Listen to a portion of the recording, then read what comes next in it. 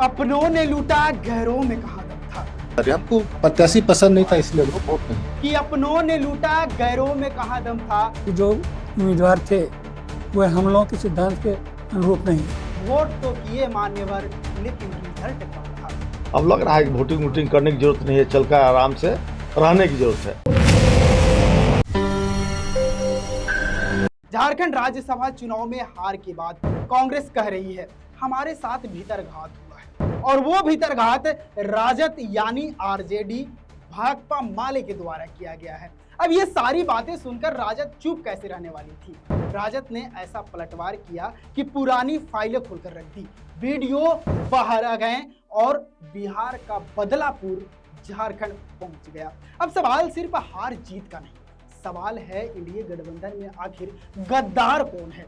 RJD ने social media पर एक ऐसा वीडियो शेयर कर दिया जिसने पूरे राजनीतिक नैरेटिव को पलटने की कोशिश की। आरजेडी ने कहा कि दूसरों पर उंगली उठाने से पहले कांग्रेस अपने गिरेबान में झांकी।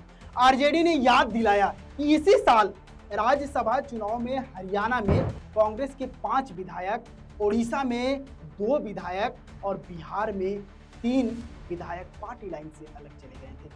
कुछ ने खुलकर क्रॉस वोटिंग की तो कुछ वोटिंग से दूर रहे, और बिहार में तो कांग्रेस के विधायक ने कैमरा के सामने आकर यह तक कह दिया था कि महागठबंधन का उम्मीदवार उन्हें पसंद नहीं था। ऊपर से कोई स्पष्ट निर्देश भी नहीं मिला था। आरजेडी का सवाल अब सीधा है कि क्या उन विधायकों पर कार्रवाई हुई, क्या उन्हें पार्टी से बाहर किया गया, क्या उनके खिलाफ कोई बड़ा कदम उठाया गया। इतना ही नहीं मेरे दोस्तों, आरजेडी का दावा है आज भी वही चेहरे कांग्रेस के मंचों पर नजर आते हैं, यानी दूसरे दलों में टूट हो तो विश्वासघात, भीतरघात, लेकिन अपने घर में बगावत हो तो मजबूरी। अब तो आपको समझ में आ ही गया होगा कि क्यों शुरू हुआ बदलापुर का राजनीति अध्याय। तो नेता का जो आदेश होगा वो हम लोग काम करेंगे। नेता बोला आप लोग स्वतंत्र है, अरे हमको प्रत्याशी पसंद नहीं था इसलिए हम लोग वोट नहीं किया। ये सच्चाई है। महागठबंधन का उम्मीदवार डिक्लेयर कहाँ किया गया था कि महागठबंधन का उम्मीदवार, तो आरजेडी का उम्मीदवार था। तो हम लोग को तो नहीं कहा गया भाई महागठबंधन का उम्मीदवार है।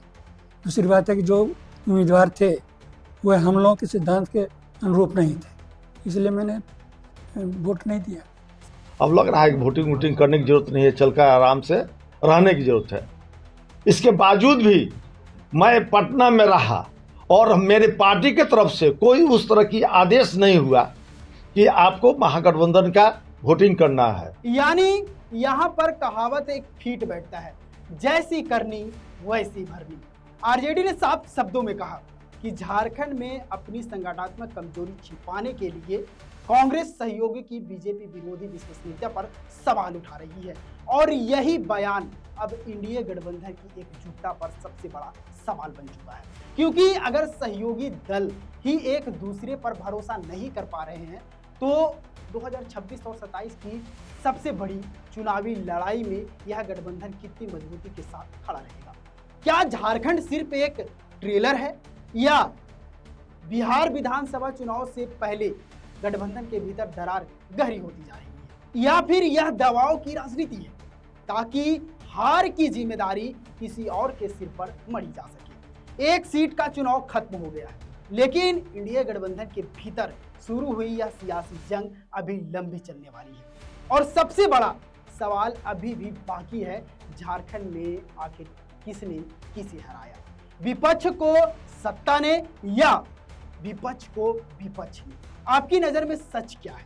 क्या कांग्रेस सही है या आरजेडी ने कांग्रेस की राजनीतिक कमजोरी को बेनकाब कर दिया? कमेंट में अपनी राय हमें जरूर लिखिएगा, क्योंकि राजनीति में दोस्ती अस्थायी नहीं होती है, लेकिन बदलापुर की कहानी अक्सर बहुत लंबी